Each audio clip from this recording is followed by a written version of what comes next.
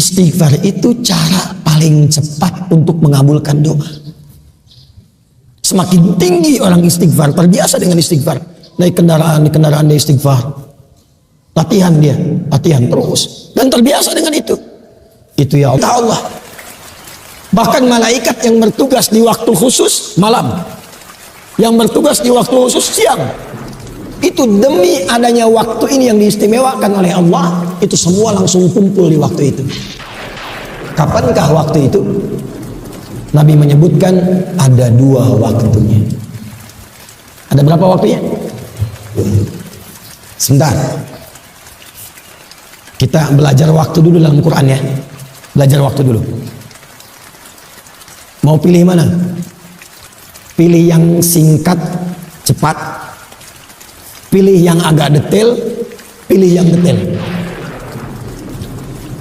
Yang singkat, agak detail atau detail? Nah, kita mulai dari awal dulu ya. Yang singkat, bagi 2, siang dan malam. Karena itu sering di Quran disebutkan siang dan malam. Quran surah ke-2 dulu Al-Baqarah, di ayat 164. Paling kanan sebelah atas di mushaf. Itu pertama kali disebutkan pergantian siang dan malam di Quran.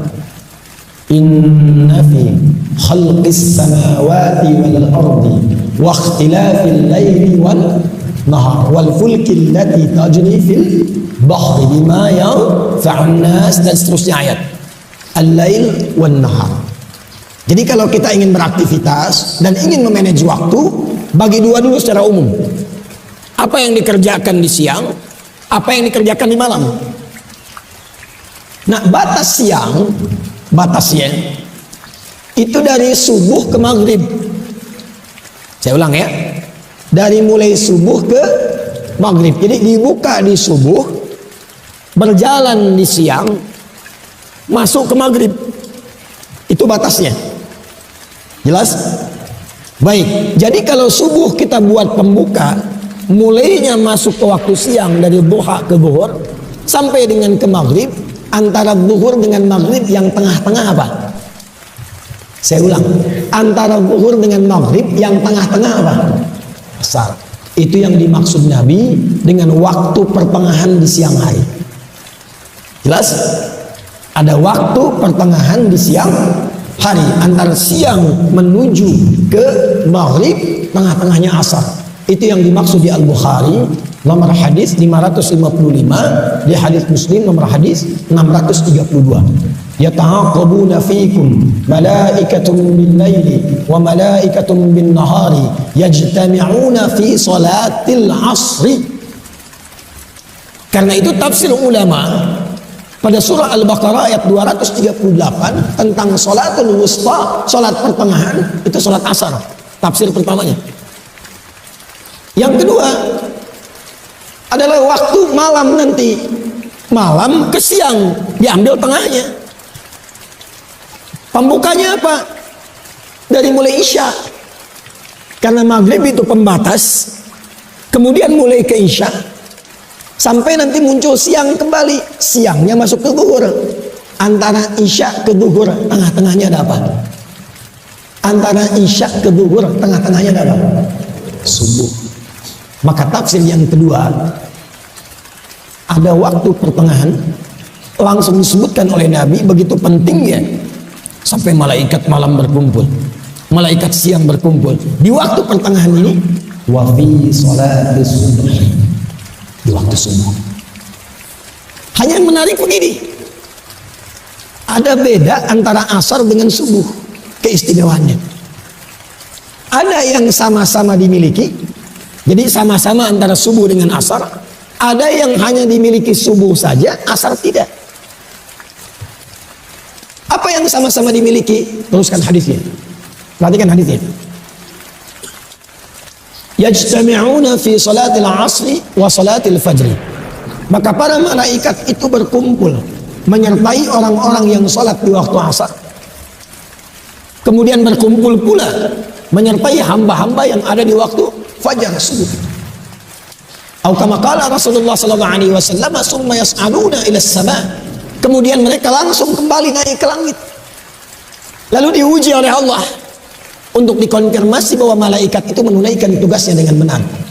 Kaifa taraktum ibadi, kata Allah, bagaimana keadaan hambaku ketika kalian tinggalkan tadi. Allah sudah tahu, karena Allah maha tahu, hanya ingin menunjukkan kepada kita bahwa malaikat tidak pernah menyembunyikan apapun. La ya'sunallaha ma amarahum wa yaf'aluna ma yu'marun. Sekaligus mengonfirmasi apa yang Allah perintahkan ke malaikat keluar sama di lisan para malaikat. Apa kata para malaikat? Ya Rabbi, atau bima ma'na, atau kama qala Rasulullah sallallahu alaihi wasallam, taraknahum wa hum yusallun.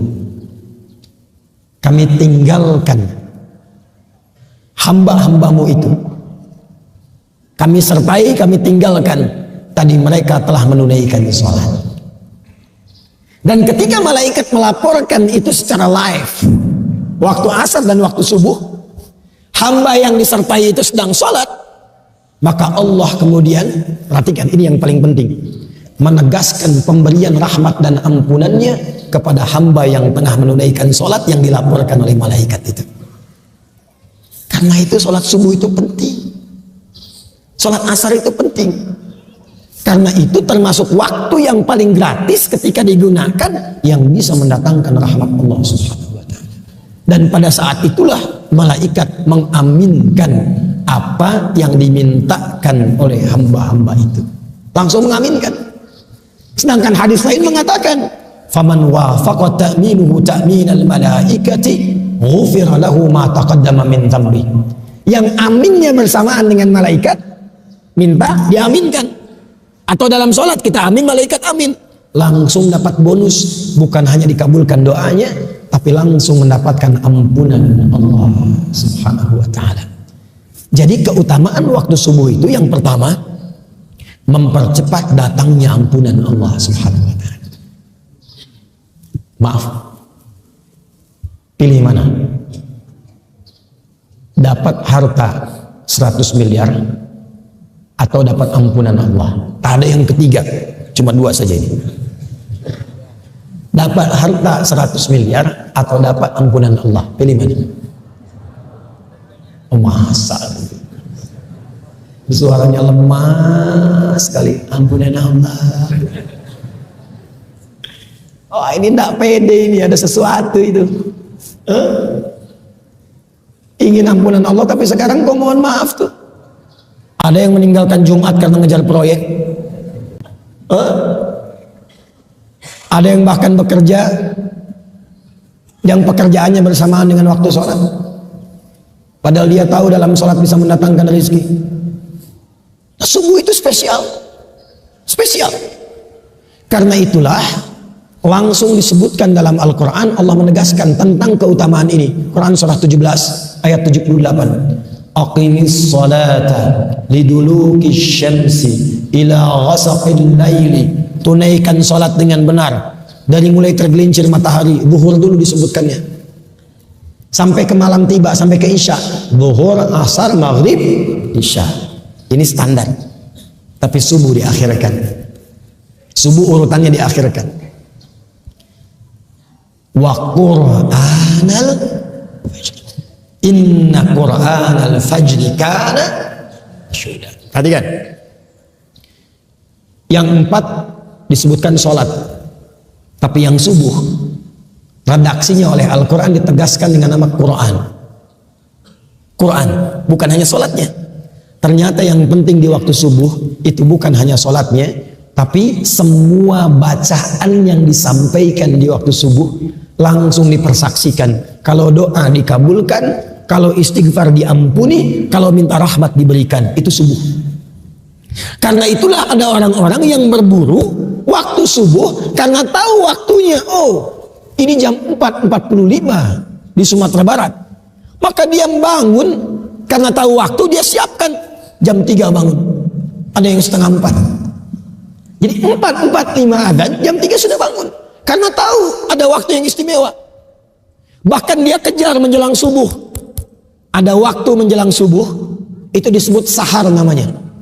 Misal subuh 4.45, 15 menit sebelum subuh itu disebut dengan saharun, sin ha ra. Jamaknya disebut dengan ashar. Ini di sini saya mau berikan rahasia. Tapi ini di antara kita saja. Jangan bilang-bilang ya. Di sini aja. Ya. Bu.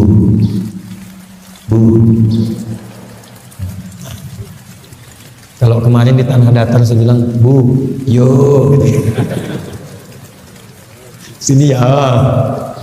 Bu. Nah, ya. Nampak lah bilangnya. Waktu sahar, waktu ashar itu diistimewakan oleh Quran dengan satu amalan yang bila itu dikerjakan bahkan disifati oleh Quran sebagai penghuni taman surga yang sedang beraktivitas di bumi. Jadi ada calon penghuni taman surga, Jannatun Uyun, sedang beraktivitas di bumi. Dia tinggal nunggu meninggalnya aja untuk pulang. Salah satu aktivitasnya apa? Dia sering beristighfar di waktu sahar. Itu ada di Quran surah 51 Al-Dhariyat di ayat ke-18. Wabil ashari hum yastaghfirun. Dan mendekat ke waktu subuh, mereka ingin duluan mengejar rahmat Allah berupa ampunan Allah Subhanahu wa taala. Karena hadisnya qudsi. Hadis qudsi. Yanzilu Rabbuna tabaraka wa ta'ala fi thulutsil akhir minal lail. Fayaqulu ya ibadi. Itu setiap datang waktu sahar Allah menyampaikan, hei hamba-hambaku, siapa yang minta aku berikan, siapa yang berdoa aku kabulkan, dan siapa yang memohon ampunan kepadaku, faman istaghfara liya ghafartu lah, aku ampuni sekarang dosa-dosanya. Apa rahasia yang ingin saya bagi? Begini, Bu, Ibu kalau saya beri pilihan, Ibu pilih mana? 1 miliar atau kalimat istighfar? Betul. Awas nanti dimarahi bapak pulang dari sini. Kenapa kau ambil 1 miliar? Kalau ada pilihan, termasuk dunia dan seisinya, pilih istighfar. Pilih istighfar. Karena kemuliaannya 2. 1, istighfar itu memberikan jaminan langsung dari Allah kepada kita untuk menjadikan semua yang Allah titipkan kepada kita semua berkah dan bernilai baik. Yang kedua, istighfar itu cara paling cepat untuk mengabulkan doa. Semakin tinggi orang istighfar, terbiasa dengan istighfar, naik kendaraan dia istighfar, latihan terus, dan terbiasa dengan itu. Itu ya Allah mustajab doanya. Kadang-kadang belum minta sudah diberi. Cepat sekali. Makanya istighfar itu mahal sekali. Dan para ulama sudah tahu ini. Makanya mereka sering diantara wiridnya itu istighfar.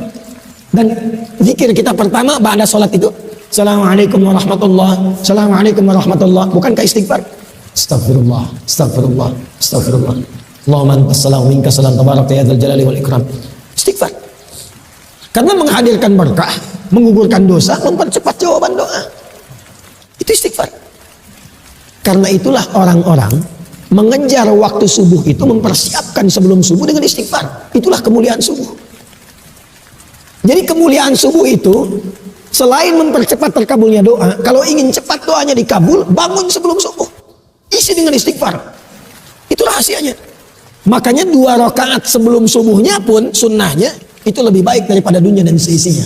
Raka'atul fajri khairum minad dunya wa ma fiha. Sebab untuk apa dapat dunia dan seisinya kalau tidak mendapatkan ampunan Allah Subhanahu wa taala? Untuk apa?